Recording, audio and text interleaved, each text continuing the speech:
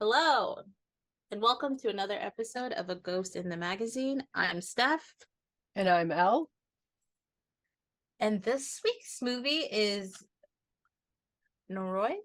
Yeah, I think it's Noroi the Curse. Yeah.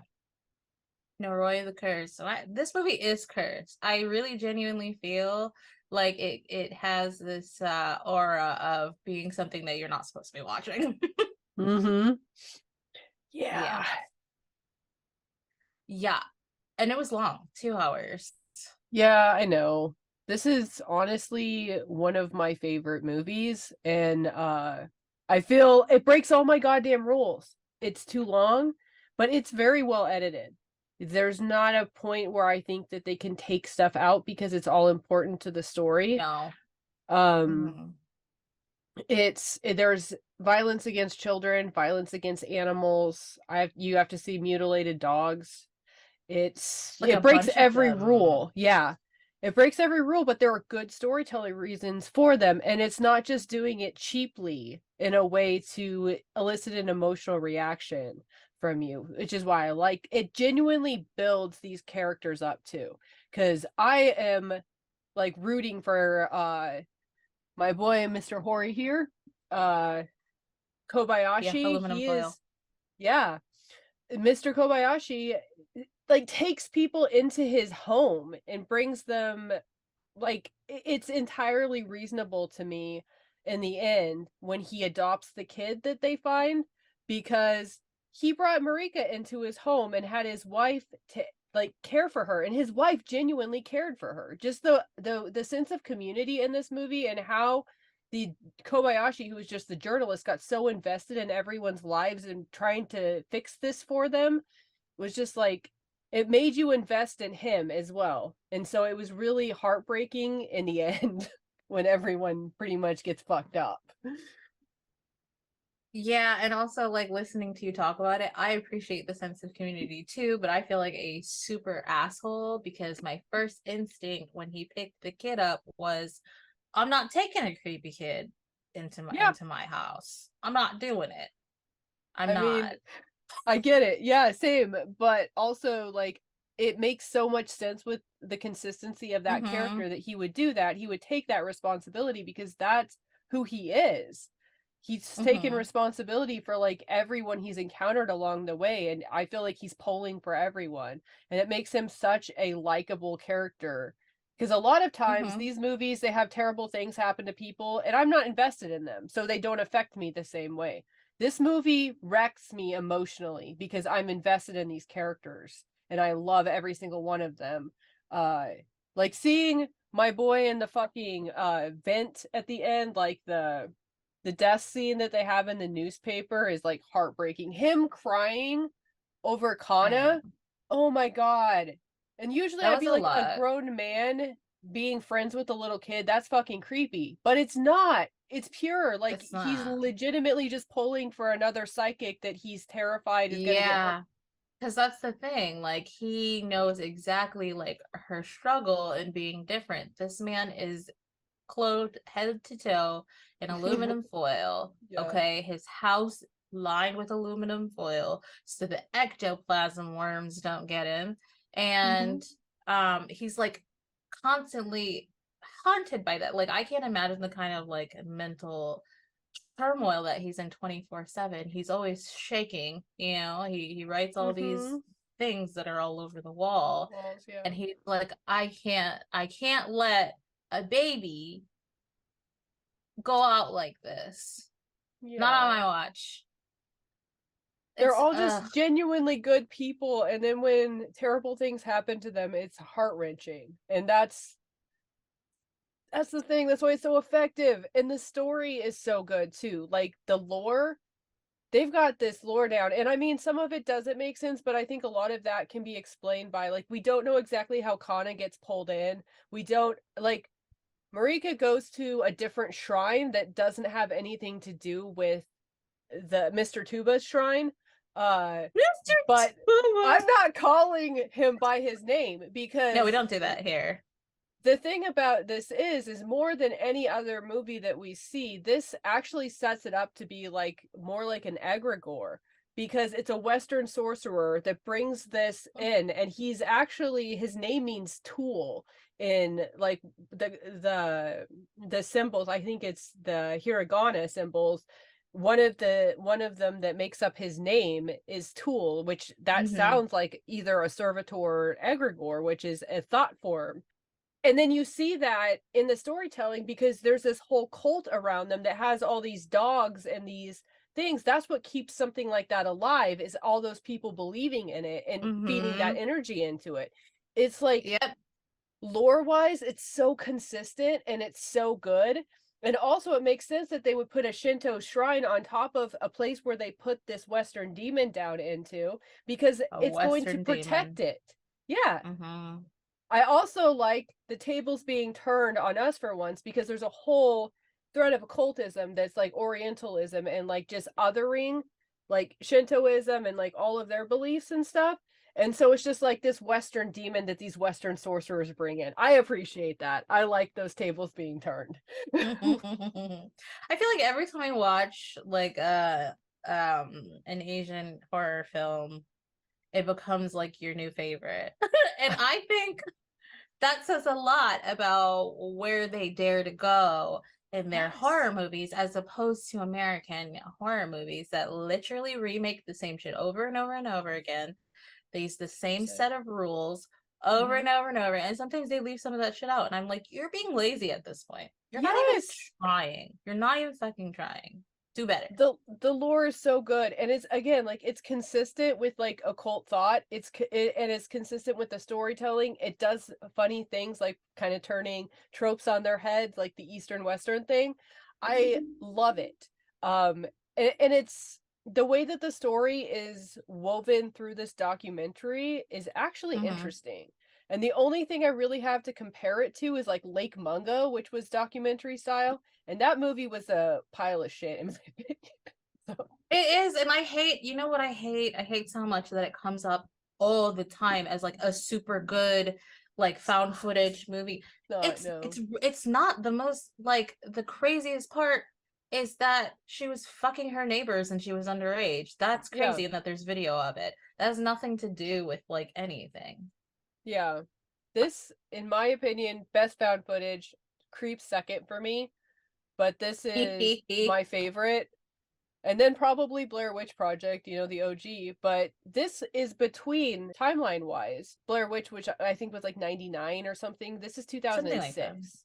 And so this is between them and like Creep and Heidi, which were like 2014. And I know because I just edited the Heidi episode again for YouTube. So this is like right smack in the middle of that found footage timeline. I don't know where the VHS ones start coming in. They're probably maybe I think contemporary with this. 2000s. I think that this does a great job as far as the found footage. I know it's long, and I had like out when Al was watching it, she kept messaging me like, "I thought it was over. I thought it was. It does fake you out a few times." I mean, me and my ADHD, we had a great time. Like, I clocked the time before I started because I always do, and I was like, oh, not an hour and a half? Okay, brain, let's get it together. But I didn't struggle, and I watched it like first getting up this morning, Mm. drinking last night, like getting home super late. And I thought it was fine. It keeps it moving and it's just like you're really not sure what's going on. Yeah. Okay. There was a moment where like my heart plummeted straight into my asshole. Um Respectfully, and I realized that I had no idea what the fuck I was watching, and it was not like your regular movie. And it was Mm-hmm. when they were talking about this lady who keeps popping up, and she's like the possessed daughter of the last person who tried to like contain this Mm-hmm. Mr. Mr. Tuba. Tuba. And so like she was the only one who's alive, and they're like, yeah, she was possessed, and now she's just popping up in all these places. When they said that it was her, right? Who was somebody was in charge of disposing of embryos, Yeah. Yeah, she was working aborted as a embryos. nurse. Yeah. And Yeah. I literally felt sick. because I was like, Yeah. She's taking home the dead babies. She's taking Yeah. them home. Ugh, what's happening with the Yeah. babies? And again, something like that, because I'm very pro-choice and I don't like when, like, I feel like this is one of those storylines that gives right-wing people like, oh, well, what if somebody took the babies home and did blah blah blah blah blah with them, like that kind of thing. But it I can makes so imagine much using that sense. as an I argument. know, but those, you should Fucking hear the weirdos. goddamn arguments that I don't they want to. have. I don't Um, want to. but it makes so much sense with the story because like the original ritual that conjured Mr. Tuba, involved a psychic Monkeys. that ate a bunch of baby monkeys, which also it's like humans on the same level as monkeys, we're just animals. Like it can substitute out in the magical world, which is also another interesting statement it makes, like our place in the natural world. There's just so much here. It's so, I love it. It's so good. The other thing I want to Mm-hmm. mention is being found footage and having some shaky camera work. I didn't get sick during this one. They were very Oh, careful with it. And that's what I'm saying. It can be done. Like, cause it did get, I mean, I watch Trailer Park Boys. That's like one of my favorite shows, and it's documentary style, shaky camera work and stuff, and I never get motion sickness from it. Like, there's something about Heidi and stuff like that where it's just like overly shoddy. Like the camera work is mm-hmm. just bad. It's not Do better. You heard her. right. Do better. I just Do don't want to get better. sick. And that's valid. You should be able to enjoy found footage without being ill. I already Although have to this made like, me ill for another reason. yeah. It really did. I was sweating for this little girl. Just before you see anything, and they talk about the embryos, right? I immediately was transported to, it was like an anime style adaptation of Dante's Inferno Mhm. and one of the rings of hell with the unbaptized babies. They were unbaptized baby Purgatory, yeah. monsters attacking this man, and it was the craziest fucking thing I've ever seen, right? But I successfully buried that in the back of my mind, and this shit brought it back to the surface, and I was like, That scene oh, in the woods is terrifying. Yeah. covered in crying embryos, Yeah. covered in them. A child covered in crying embryos, and you see it through night vision. Oh my god! I'm very affected by sound. I have a sensitivity to it, but the shot when he freaks out, when my boy Hori freaks out here, and you start to see these little faces behind Steph kind of like glitch into the sound in that. Oh my god, the sound design of that just like made me sick. I It was was twitchy. it was so good. It was so good. It was so I know. effective. Like, I was twitchy. I was wrapped in my blanket, and I was just like, like, yes, it's uncomfortable. It's they just do such a good job with this throughout. And then the end when it's revealed that the boy is, Mr. Tuba, and it shows his face for a moment as Mr. Tuba. Oh god, that was another one where just like your heart stops. well, also this scene with all these little faces where they Mhm. discover, they find the little girl.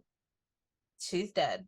They find this possessed daughter lady. She hung herself in this Mhm. nasty room covered with these Mr. Tuba faces, covered with these weird knotted ropes all over the place and dead pigeons, and I can only imagine how that room smelled, and then just this little boy just like chilling in the middle of Mhm. it. I don't understand like why there wouldn't be kind of like a red flag, because obviously she goes through all of that and she sacrifices herself. Mr. Tuba went somewhere. Mm-hmm. Which is, just one of many reasons I'm not taking a strange kid home with. I understand why he did it. He's a good man. I'm Mhm. not. Yeah. Call the police. You take the baby. You take Mhm. it. Respectfully. I'm traumatized from this room. Mhm. And also, even if he was just a regular boy, he's traumatized. He's I'm yeah. not equipped to deal with that. That whole scene, and then like finding Kana dead was also It was sad. I was just hoping because of Mm-hmm. how hard he was, falling for her. Like, they're gonna save Yeah. her.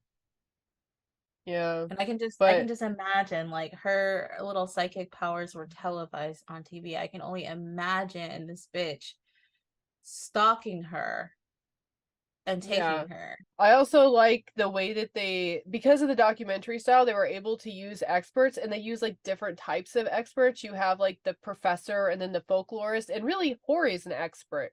And Yeah, an so they aluminum bring foil in, yeah. and psychic psychic powers. And Marika's an expert as well to an extent because Mhm. she also has psychic powers. So Yeah. like you're able to get like all of these pieces. It builds it up so well because you're seeing it through Kobayashi's viewpoint as he's trying to like solve the mystery. The way that this movie is put together and the way it is executed, like even though like I said, it crosses all my lines, I Mhm. still love it. And it's also legitimately scary. And I don't usually get Yes. scared by supernatural stuff, but this is legitimately scary. So, I know you don't. I do. And I was low key spooked immediately because Marika is like really good at being fucking scary. yeah. She's really good at it, and every time she would just like I'm a sucker for like those like the home camera sleepwalking shits like how they do in Paranormal Activity. It's not Hmm. I feel like it's well used here. And I know she just scares me and I'm just like I don't know what's going on and I'm afraid of that. So I Yeah. wasn't expecting, haunted embryos. I wasn't. It Yeah. goes so many places and it's a wild ride. Haunted embryos. I would watch this movie again for sure because I bet like a second time watching it, you'll probably pick on up on some things that you didn't before, especially if you watch it sleepy. Yeah. I do think it's worth it. This was the third time I watched it, and I would definitely watch it again. Like, I like this Nice, movie. I legitimately like this movie. Yeah, like I said, there's so many places in it where like I want to bristle against it and be like, I don't like that it did this. but you But do. there's a good reason for it. Again, Hmm. that's the whole thing. That's how it is with music and art and everything else. Like if you know you can have rules and know the rules, but then you have to know how to break the rules the right way. And that's what makes for an interesting story that like goes outside the box. I watched a few different like commentaries on this as well. Like there was one that I watched where like they really couldn't believe that Kobayashi would adopt the kid, and I'm like, really? It is entirely No, consistent with his I can character. believe it. It's just that it's not at all what I would do, and maybe that's what people Exactly. are struggling with. Like Yeah. And then I'm not gonna do that. there was one that was like Kobayashi kept pulling Hori into it and he would have survived otherwise. No. He was I this boy was already seeing the worms, which were like the symbol that they were all drawing. He was already in Yeah. it. Yeah, So, I think he's just lasted longer because, mhm. he's an expert in aluminum foil, but I genuinely think Mhm. that stuff can only keep you safe for so long. Yeah. And he knew that too. That's why he was like so paranoid of why he ultimately knew exactly where the demon was and was the one that attacked the boy. But, too little too late at that point. It's just like Hana said early on in the movie, we're all already dead, aren't we? Oh She God, was she did right. say that. He Yeah. needed a bigger rock, I guess. Yeah. That's bad. That's so bad. He needed an equally haunted rock. Even Junko, the possessed woman, scary as fuck. She Like was a her scary performance. bitch. Yeah. Yes.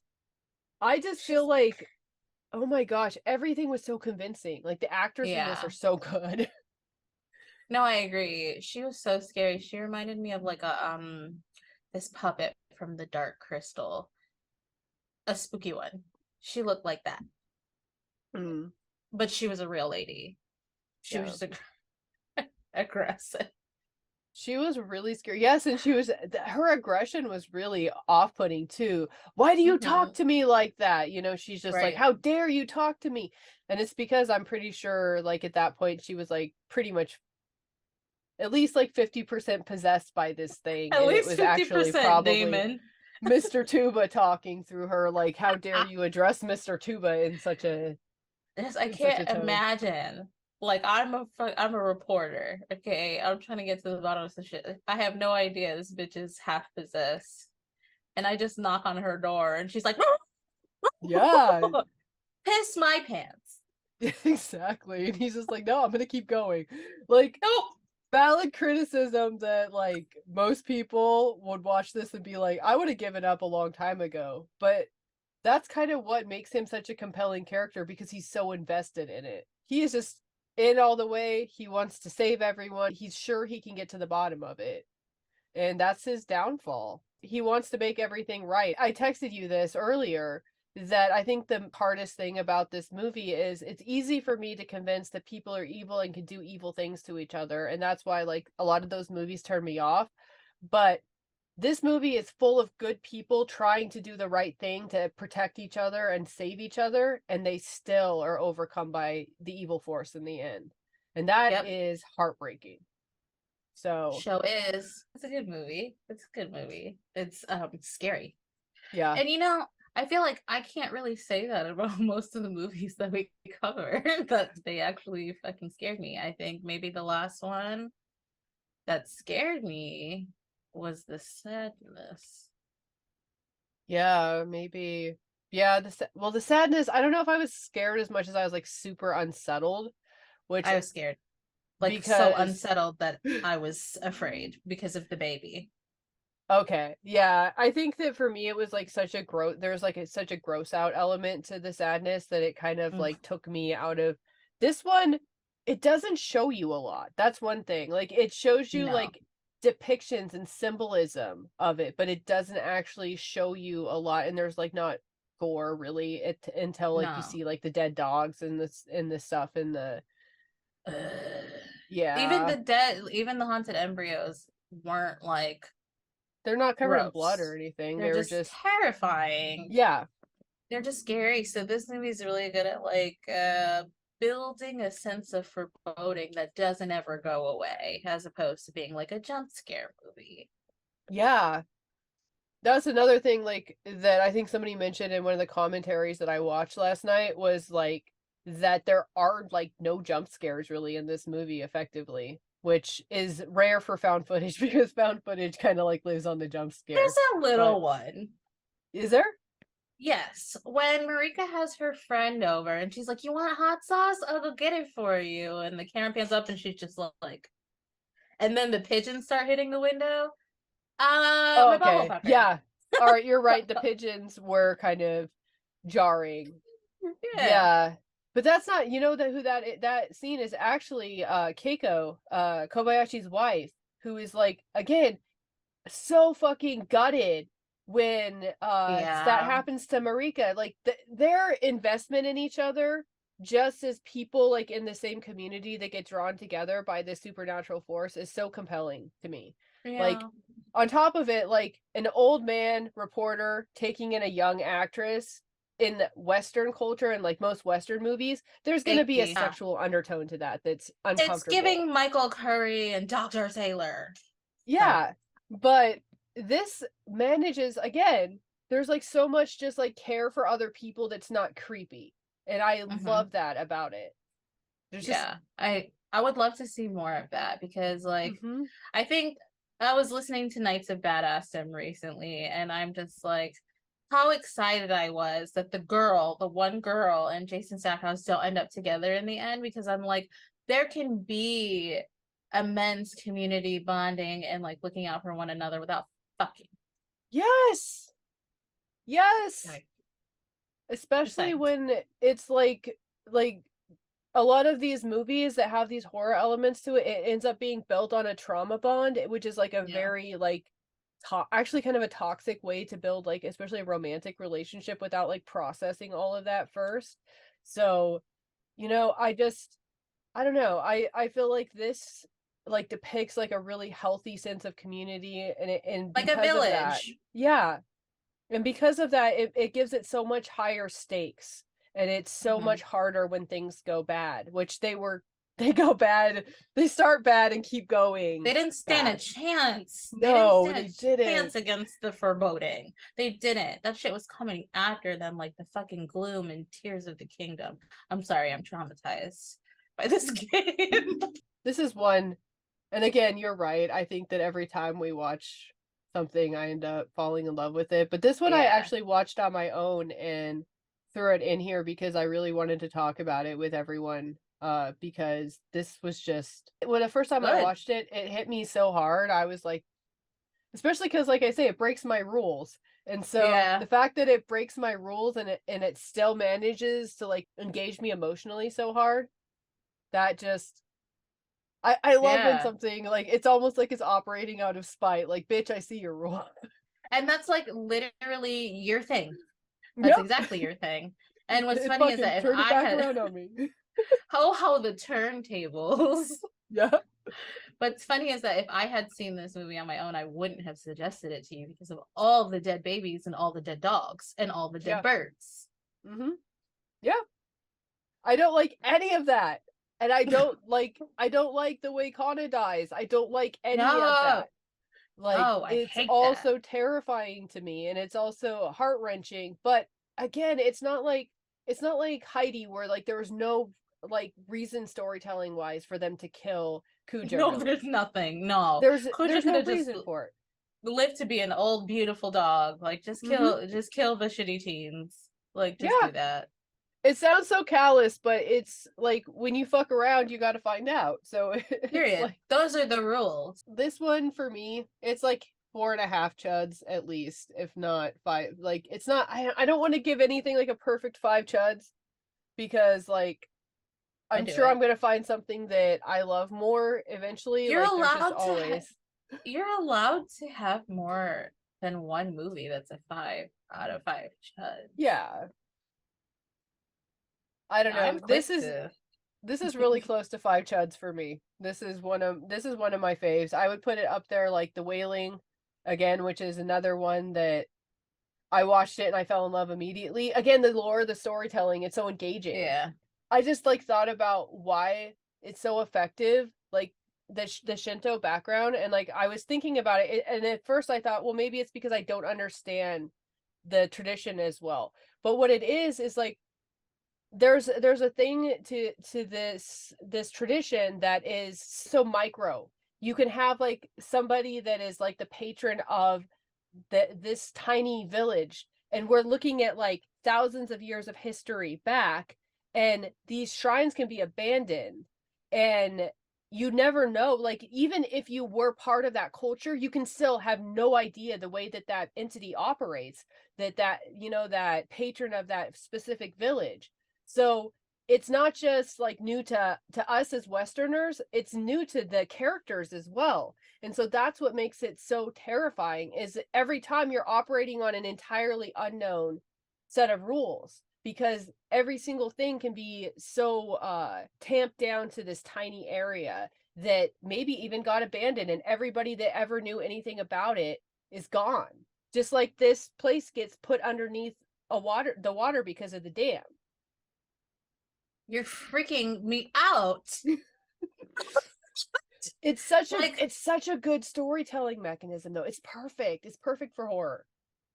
it is perfect for horror, but like lingering forever because like this shit is just still out there and like imagine you needed the fucking a stick carved from this knife that only this little old guy has, and then he's died and he didn't have any fucking children and nobody wrote it down, and so this thing is just gonna float around forever and you can't do anything about it. Yeah. I'm And I also afraid. think it probably gets a little bit, it probably speaks a little bit to like that fear of change and fear of losing tradition and stuff, as Yeah. like the nation becomes more like, you know, out in the open and like interacting with other cultures and stuff. So it Yeah. probably like really has a place in like in like the psyche of Japanese cinema and stuff as well. So I feel like Oh there's yeah. just it's so effective, it's so good. And like as a westerner watching them, because there's like a whole genre of movies that are around this. That I watched a bunch of 70s movies from Japan that are all based around like different Shinto shrines and like different problems that these entities cause. They're so good. They're, every single one of them is so good because it's just, again, they can build an entire new mythos around every single thing because they're so localized. I love it. It's my I've had my favorite mouth thing. open for like 5 minutes. Moral of the story: write that shit down. Mhm. Give it to your kids. Teach other people's kids. Write that shit Yep. down. Definitely pass down your traditions. Like it's good to be open to everything and like learn as much as you can, but definitely honor your own traditions and your own ancestors and like what people that came before you did. What was that? Was that on your end? Yeah, that was the thunder. That was the thunder? I told you it's getting closer, man. Damn. It sounded like somebody This touching a microphone. no, the spookiest setting to record a spooky episode of A Ghost in the Magazine. How many I'm shots would done. you give it? Honestly, I give it like 4. Yay! I give it like 4. I give it like 4. It was good. Like I Mm-hmm. can't argue with that. It's just that I was deeply unsettled when it was over, and I just sat on the edge of my bed for a little while, and that's good because that's what I'm looking for. I'm really looking for that because I feel like it's so rare. I'm not really ever or often like dazzled or like shook up, by stuff that's not like Catholic possession. You know what I mean? Yeah. It's very rare for me. So 4. Well, you can find this podcast on the interwebs at ghostinthemagazine.site or on Twitter at GITM Podcast. You can find me on Twitter at WitchXPudding. And you can find me at Nocturnical. Okay, bye.